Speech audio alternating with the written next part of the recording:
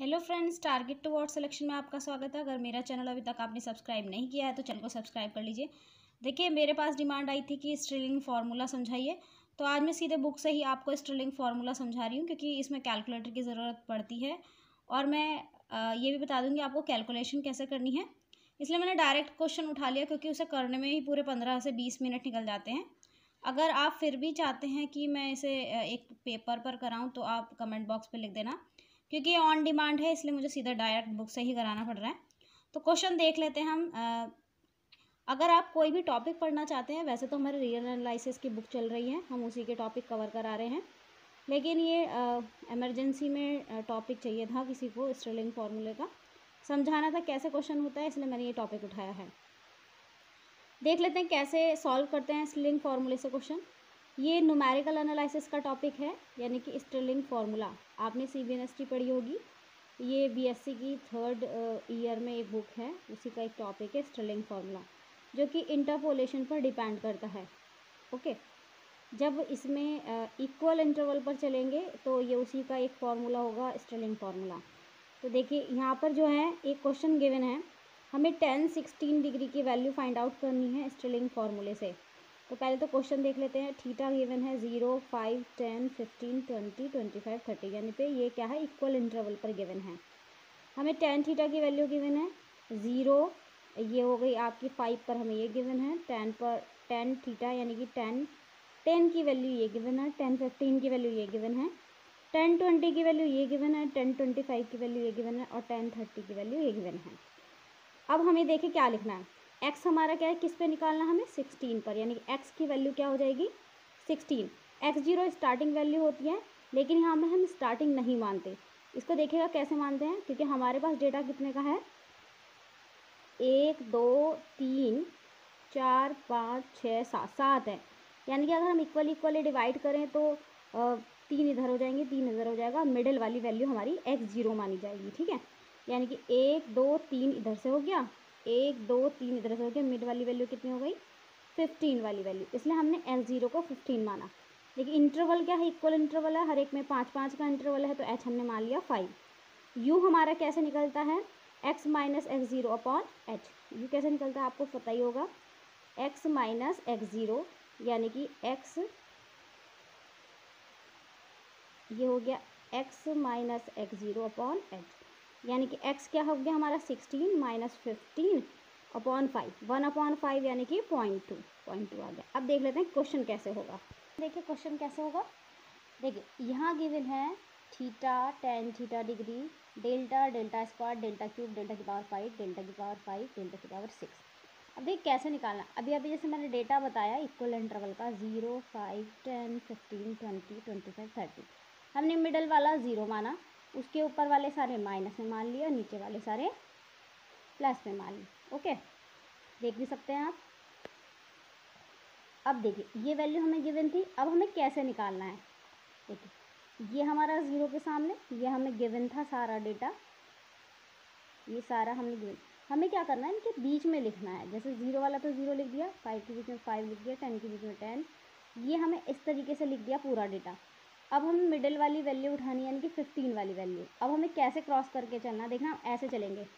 जैसे middle value यहाँ लिखी है, पहले ऐसे बनाएंगे, फिर ऐसे बनाएंगे, फिर ऐसे, फिर इस तरीके से, यानी कि एक तरीके से बॉक्सेस बनाते चलेंगे। पहले 1 को तो 2 पार्ट्स में स्प्लिट करना है, फिर वापस आके मिल जाएंगे, फिर स्प्लिट करना है, फिर मिल जाएंगे।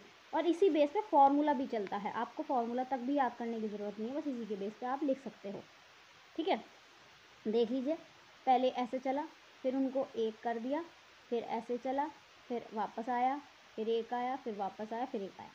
आपको करना कैसे है, आपको इन दोनों में से माइनस करनी है वैल्यू, तो ये आएगी। इन दोनों में से ये माइनस करोगे तो ये आएगा, इन दोनों में से माइनस करोगे तो ये आएगा, इन दोनों में माइनस करोगे तो ये आएगा। बस आपको ध्यान रखने वाली बात क्या है, आपको क्या करना है, जो भी आप घटाओ इन दोनों के बीच में लिखना, जिससे कि जब आप ये क्रॉस करो, ये स्प्लिट करो, तो आपका क्वेश्चन गलत ना हो।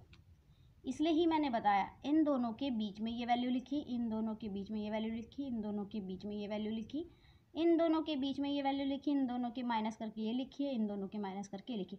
तब आप आसानी से जिगजैग लगा सकते हो। कैसे, देखिए ये इसके सामने की वैल्यू थी, इसे हमने स्प्लिट किया तो ये आ गई वैल्यू। अब देख इन दोनों का माइनस इसके सामने, इन दोनों का माइनस इसके सामने, इन दोनों का माइनस इसके सामने, इन दोनों का माइनस इसके सामने, इन दोनों का माइनस इसके सामने।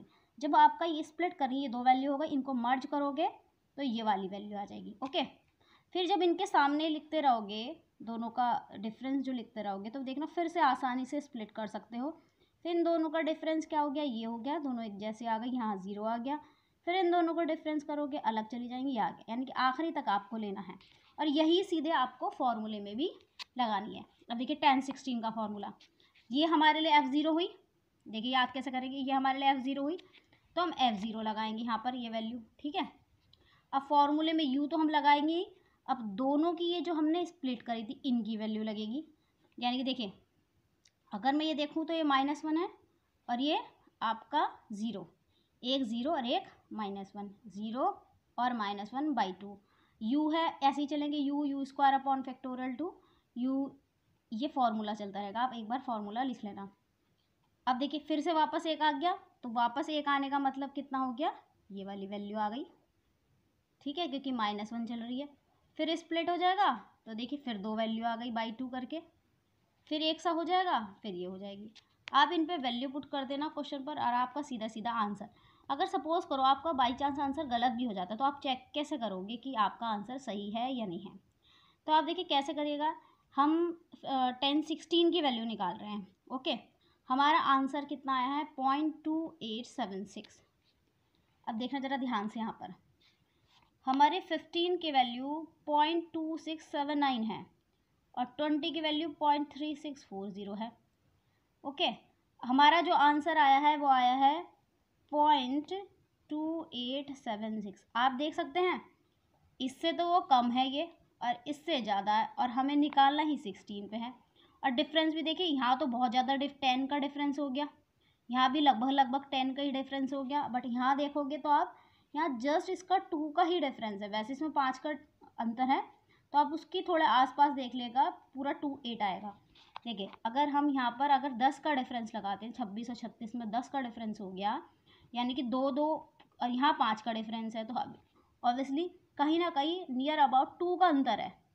तो देख लीजिए 0.26 है और 0.28 है, तो यानी कि आपका आंसर आप इसके नियर अबाउट भी मैच कर सकते हैं और आपका आंसर ये सही भी आएगा। बस आपको कैलकुलेशन ध्यान रखनी है और बाई चांस आपको लगे कि आपका आंसर बीच में कहीं मिस्टेक हो गया, सही है या नहीं है, तो आप इसके थ्रू चेक कर सकते हैं। आई होप आपको स्टर्लिंग फार्मूला समझ में आ गया होगा। नेक्स्ट वीडियो के साथ अगर कोई भी आप टॉपिक पढ़ना चाहते हैं तो प्लीज़ कमेंट बॉक्स पे ज़रूर लिखिएगा, मैं उस टॉपिक को समझा दूंगी आपको। नेक्स्ट वीडियो में मिलते हैं। Thank you so much.